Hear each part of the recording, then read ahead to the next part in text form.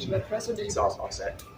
Okay, so we're going to be looking at today the application of Tai Chi, internal framework and tensegrity structures, and how that applies to seated meditative practice, as well as other potential in martial arts as well. So if you've watched the video that I put out on preparation for a long endurance meditative type work, you'll be familiar with how we can set up the body so that it acts as a means of support for itself, and that increases the duration during which you can practice. To help with that, we're going to look at what we're doing today, which is increasing the strength of that and feeding in with a partner through pressure to help inflate different parts of the body. So my friend Momo here is going to help out. So you can do this with your feet on the ground. If you are comfortable in a half lotusy type of position, that works too. The idea here is that everything that's happening in the core is the same as any normal Tai Chi or Qigong practice.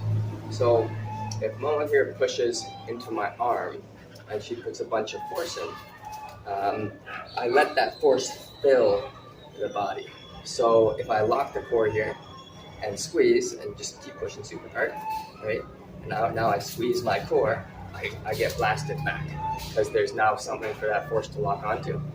So what I want to do is when that force comes in, go ahead, is release through this area, let that release inflate through the body. So this force is now feeding all of the space inside the tissue of the core.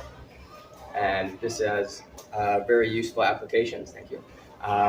If we use that to help trigger our awareness and sensitivity of what's going on inside, we can then take that strength of the inflation that we got through the pressure of the push and apply it into a seated practice that now has more strength in it, more capability, more endurance as well.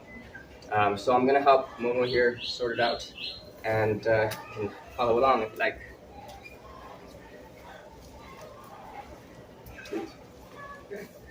So you get my cut-off head version.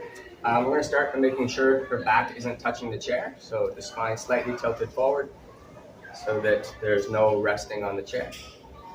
And then easiest through the arm, because then it's easier for the force to bleed through more of the body. So I'll start with light pressure.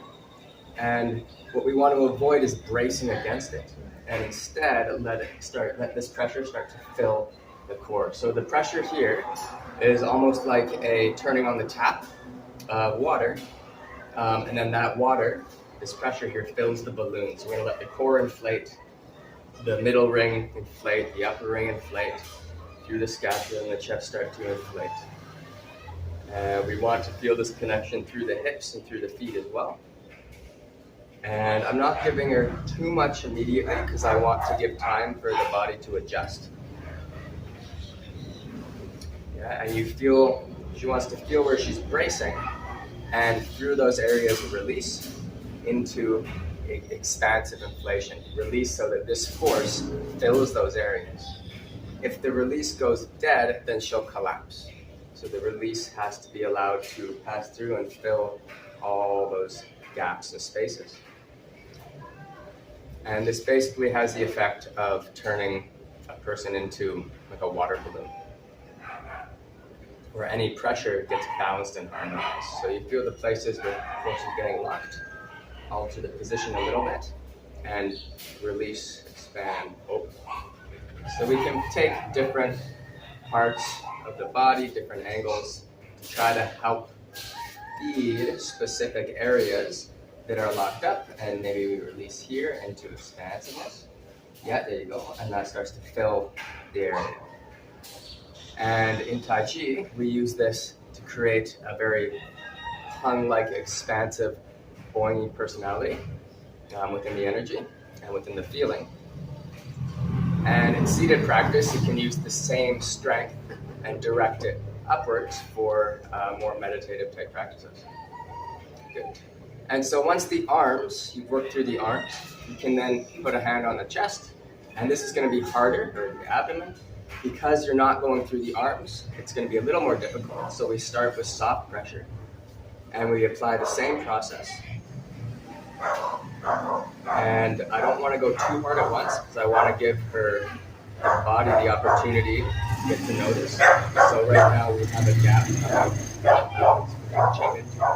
Yeah, it's my fault. Don't choke your partner out. So you feel where it's getting caught in the hips here. So we roll the pelvis forward and release the core more. There you go. And roll the pelvis forward more. Release the pelvis into that forward roll so you get the expansiveness through the hips. There we go. Now we're starting to fill out. Now let that release through middle ring. Good. Through the upper ring. So it's all connected. All that tension is ice melting inside the balloon. It fills the balloon. Right through the legs, everything filled, full. There you go. Yeah. How's that feeling? Yeah? Good. So I'm pushing pretty hard here. Okay? There's a fair bit of force. Now I'm pushing harder. There's a little bit of backward rock, so I'm not going to go any past this because I want her to be able to figure out how to work and balance with that. Okay? So I'll show you a demo here for you so you can see me once. And same thing. This actually can be easier in this position than with the feet down. So I'll have you push on my chest here. Okay, so put some pressure in there. So you push, and I let this fill. As soon as this starts to get tense, I can't hold this. So I need to release. She can push. And you can see she's in a pretty deep stance. She's pushing hard, and this force is just reflecting through all the space. And because I'm released and it's filling me, I'm free to move this force around, right? As opposed to if I'm locked up and she's pushing, well, I can't do anything and I fall backwards and you have no freedom of movement. So to enhance the freedom of movement within the body, we need to release the constrictions of the tension. And this is a really fun way to start to develop that. It's a nice little party trick too. And if you do things like ground martial arts, jiu-jitsu type things, which I don't, but if you spend a lot of time seated on the floor, it's a really useful skill to be able to balance pressure without needing to ground your legs out to do it. Alrighty, hope you enjoyed. Thanks for your time. Practice. I should look at my camera too, not just Momo's.